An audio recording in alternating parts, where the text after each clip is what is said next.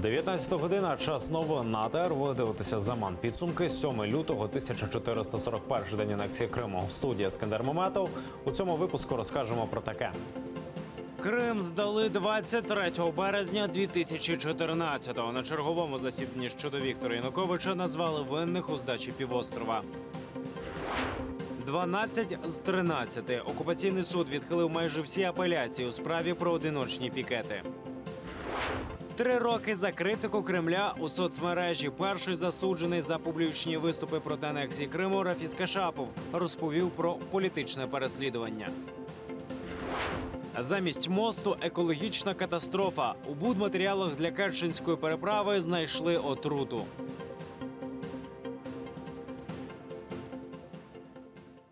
Хто та коли здав Крим під час анексії? Про це розповів адвокат президента-втікача Віталій Сердюк. За його словами, рішення про здачу ухвалили на Раді нацбезпеки і оборони. Про що ще заявили у суді, чули мої колеги.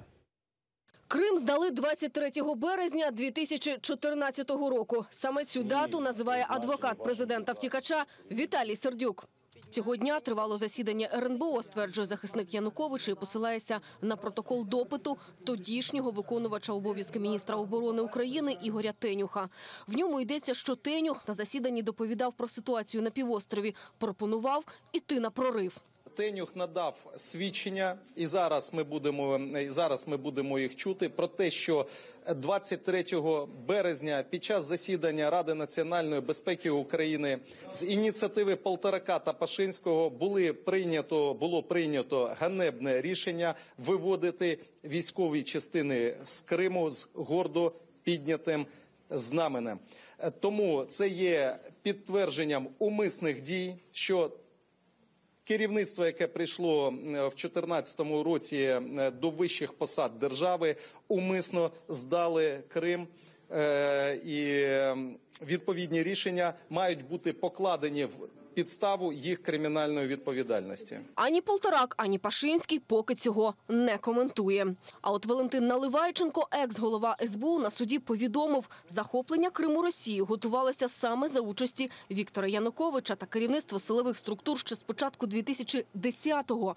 За його словами, ще в 2009-му Служба безпеки розірвала угоди з російською ФСБ. Це саме ті документи, які дозволяли співробітникам російських спецслужб проводити діяльність на півострові. ФСБшників тоді з Криму вислали. Утім, за часів Януковича розірвані угоди відновили, а агентів ФСБ на півострів повернули. Наливайченко вважає, що запроваджувати воєнний стан в Україні потрібно було ще 20 лютого 2014 року. 20 лютого 2014 року розпочалася окупація Криму. Участь і безпосереднє здійснення окупації – це російські збройні сили. Ці збройні сили Чорноморського флоту Російської Федерації, які ще з 2010 року саме Янукович і партія регіонів в парламенті продавили силоміць продовження їх перебування і статусу розширення до 24 тисяч військовослужбовців, от вони і виступили тою військовою і воєнною силою, яка безпосередньо з 20 лютого і почала здійснення окупації, агресії і взяття під контроль. У справі про держзраду президента-втікача Віктора Януковича допитали і помічника колишнього постійного представника України у Радбезі ООН Андрія Цимбалюка, який нині є радником постійного представника України при ООН. Він розповів, що анексію Криму Росія здійснила за допомогою своїх військових підрозділів без опізнавальних знаків. Про сам початок захоплення Криму міжнародну спільноту Україна поінформувала на засіданні Радбезу ООН 28 лютого. Мали достатню інформацію про події, більш детально про події в Криму, про захоплення об'єктів інфраструктури, які відбулись напередодні, про захоплення Верховної Ради РК Крим, про захоплення будинку уряду. І це нам дало можливість пробрифінгувати наших міжнародних партнерів про ситуацію, яка мала місце станом на 28 лютого. Найважливішим для нас було поінформувати про ситуацію, про те, що відбувається в Україні, про факт втручання, про агресію Російської Федерації проти України. Поки перелічували усе, у чому винен Янукович, біля будівлі Оболонського райсуду активісти Української антикорупційної асоціації спорудили для нього імпровізовану шибеницю. Організатори акції вважають, що суд вже надто затягнувся і вимагають для екс-президента справедливого вироку. Мета акції – привернути увагу суспільства до того, що суд над Януковичем триває і вже дуже довго. Зараз судові засідання адвокати за тихої згоди суддів намагаються затягнути, при тому, що, на наш погляд, тих доказів, що надала прокуратура, зокрема, заклику офіційного листа Януковича до Володимира Путіна про введення військ в Україну, на наш погляд, це достатня підстава для того, щоб звинуватити і визнати винним Януковича в державній зраді. Ріана Алієва, Раміль Єнікієв, Ільдар Ісматов, Заман, АТР.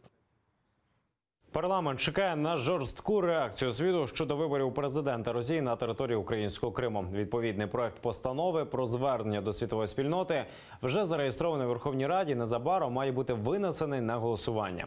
За словами нардепів, Росія нехтує міжнародними договорами, і партнери України, США та Європа мають засудити це. На території України, тимчасово окупованому Криму, можуть проводитися вибори лише президента України. Тому вважаємо, що і Сполучені Штати Америки, і всі наші західні партнери повинні підтримати цю позицію. Якщо ці вибори будуть проводитися, ми бачимо, що вони супроводжуються численними правопорушеннями, репресіями проти місцевого цивільного населення. Світ повинен відреагувати і зайняти жорстку позицію. Ці вибори нелегітимні. Принаймні, про це пише російська газета «Коммерсант», посилаючись на власні джерела. Видання стверджує, що виборчий штаб кандидата Путіна розглядає можливість візиту у день виборів до Севастополя. А в Криму вкотре обшукують кримських татар. З 4-ї ранку окупаційні силовики нишпорять будинку Мустафи Калафатова. У Сімферополі, в мікрорайоні Борчокрак, фонтани біля мечеті. Очевидці повідомляють, що самого Мустафу окупанти одразу повезли у невідомому напрямку. Силовики ж почали шукати заборонені літературу та зброю. Обыск в доме Фатма Тата. Ищут запрещенную литературу, ищут оружие и наркотики. И ищут литературу настолько, что даже фоткают Коран. За попередньою інформацією Мустафу Калафатова силовики могли доправити до Сімферопольського райвідділку. Подробиці обшуку телеканалу АТР телефоном повідомив член Кримської солідарності Сервер Мустафаєв. Где-то с 4 утра пришли силовики, которые проводили оперативно-розыскные мероприятия. Вроде как основанием послужило то, что проводятся розыскные мероприятия по краже в магазине в городе Симферополе. Но в доме искали какие-то книги и тому подобное. То есть как-то вот не вяжется. Магазин, потому что вроде обокрали продуктовый, а искали какие-то книги, символики и тому подобное. Скорее всего, его увезли по направлению к отделению МВД. Могли узнать, что это была операция, проведенная МВД. ОМОН и СОБР там присутствовал на месте обыска. Я думаю, что он находится где-то там. Підконтрольний Кремлю Верховний суд Криму розглядав рекордну кількість скарг на штрафи за одиночні пікети кримських татар. 12 клопотань окупаційний суд відхилив. Розгляд ще однієї переніс. Докладніше далі. На 8:30 ранку підконтрольний Кремлю Верховний суд Криму один за одним почав розгляд скарг. Громадські захисники з різних куточків Криму намагаються оскаржити накладені на кримських татар штрафи за участь у одиночних пікетах. Під будівлею суду збираються кримці на підтримку. Прийшла, щоб підтримати оштрафованих. Я приїжджаю, бо дуже жалію цих хлопців, тих, хто нині за ґратами. Я приходжу їх підтримати. Якщо би народ був таким згуртованим від самого початку, ми би давно повернули собі батьківщину. Мої знайомі мені кажуть, нащо ти ходиш на усі ці мітинги? А я відповідаю, таких як ви – мільйон. Аби досягти бажаного, ми маємо бути єдиним цілим. Так звані судді за 8 годин розглянули усі 13 скарг. 12 з них відхилили і залишили рішення суду першої інстанції у силі. Розгляд однієї перенесли на 15 лютого. Одна з громадських захисників, Лютфіє Зудієва, каже, результат передбачуваний. Судді у діях усіх учасників одиночних пікетів побачили велику небезпеку.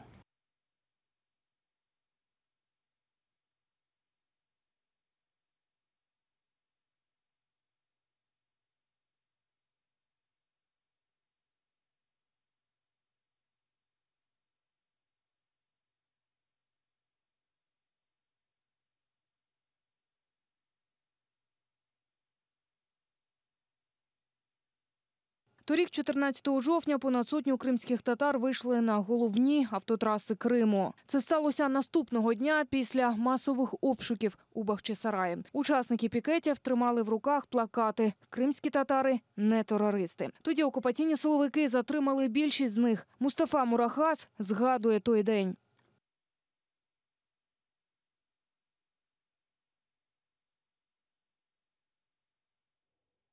Активіст Татарстану Рафіс Кашапов покинув Росію. Він відкрито виступав проти анексії Криму, приймав участь у пікетах на підтримку кримських татар.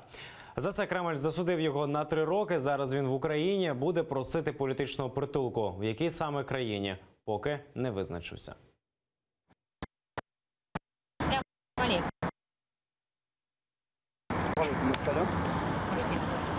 З в'язнем російських таборів Рафісом Кашаповим зустрічаємося на Майдані Незалежності.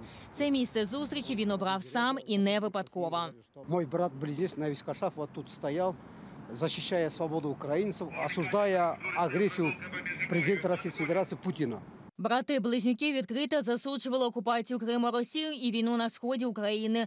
Рафіс Кашапов очолював неурядну групу в Татарстані, проводив кампанії щодо збереження національної ідентичності, мови та культури татар. Він не мовчав, коли порушувалися права корінного народу півострову. Перебуваючи у Туреччині у 2014 році, виходив на акцію протесту в Анкарі біля російського посольства проти агресії Кремля в Україні. Так він вирішив підтримати кримських татар. Сталин, Путин, убийцы крымских татар. Это было написано на турецком языке. Мы, казанские татары, с вами. Вот такой плакат был. Вот тогда-то и подошел консул Российской Федерации и сказал: ты после возвращения в Российскую Федерацию, в Татарстан, ты будешь отбывать срок наказания. Действительно, я получил 3 года общей жизни. Через дипломатические каналы предупреждают, это уже ты уже получаешь реальный срок. Это в России уже принято. Діаспора просили його не повертатися назад в Татарстан, проте він відмовив і заявив, надалі буде відкрито висловлювати своє невдоволення путінським режимом, навіть якщо його знову позбавлять волі.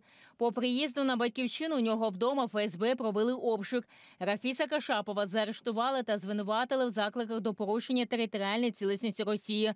Він став першим росіянином, який був засуджений за публічну критику анексію Криму. Они мне предложили: убери, говорят, эти свои статьи, посвященные в отношении крымских татар, в отношении Донецка, Луганска, в защиту государства Украины. Они говорят: убери эти статьи, мы тебя освобождаем. Я отказался. Кашапова засудили до 3 років колонії, відправили до Комі, сидів в одиночній камері.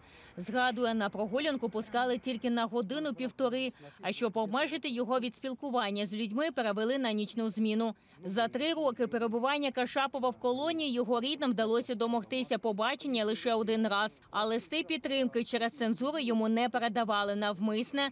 Відбувши строк, Рафіс Кашапов вийшов на волю наприкінці минулого року. Та не встиг він вийти з ґрат, як посипалися нові погрози. Мне говорили такие слова: ты именно в день освобождения, 27 декабря, будешь арестован. Есть среди силовиков, есть татарское национальное движение, относятся хорошо. Они и мои соратники, единомышленники и говорили: или, говорят, если ты будешь находиться в Татарстане, тебя или, говорят, убьют, или посадят. Кашапов вирішив залишити батьківщину. Україна стала першою країною, яку відвідав. Тут же зустрівся з лідером кримських татар Мустафою Джемілєвим та очільником меджлісу Рифатом Чупаровим. Рафіс Кашапов зізнається, що продовжить громадську діяльність і далі боротиметься проти кремлівського режиму. Мріє чоловік про одне – відвідати вільний Крим і знову повернутися на вільну батьківщину. Совершила революция, наконец-то граждане Украины приобрели свободу. Но опять же Донецк, Луганск, полуостров Крым, там еще очень много проблем. Я желаю, чтобы и они в ближайшие годы стали свободными. И я хочу, чтобы и у нас в Татарстане наш татарский народ стал свободным. Ельвіна Сідбулаєва, Асан Емінов, Заман, АТР.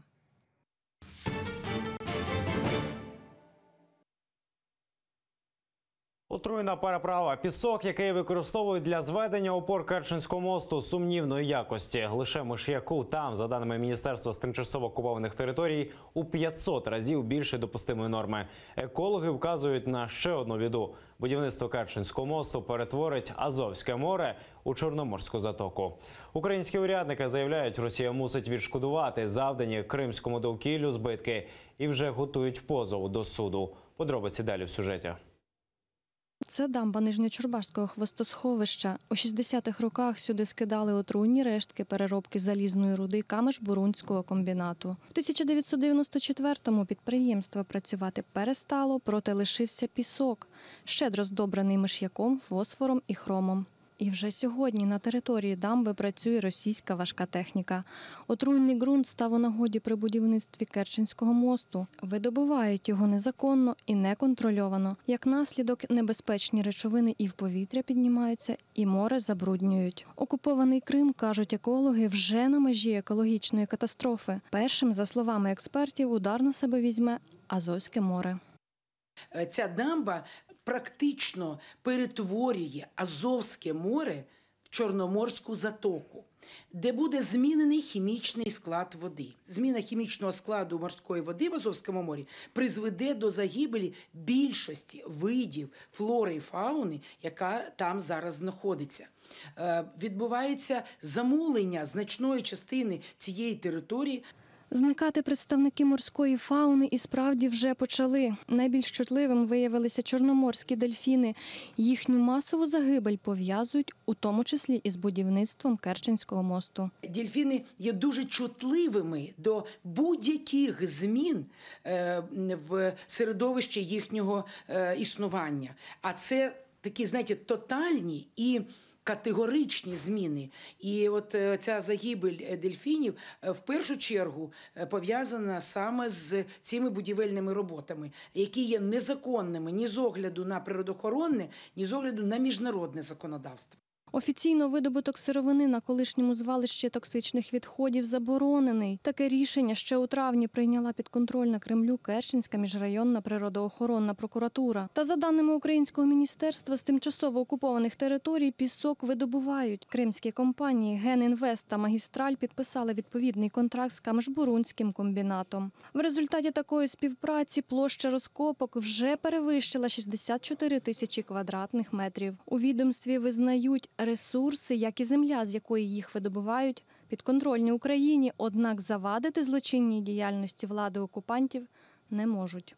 Ми фіксуємо те, що агресор, окупант використовує отравлений, скажімо, будівний матеріал для того, щоб вирішувати свої якісь там завдання. У нас, на жаль, жодного механізму впливу на окуповану територію немає, крім політико-дипломатичного.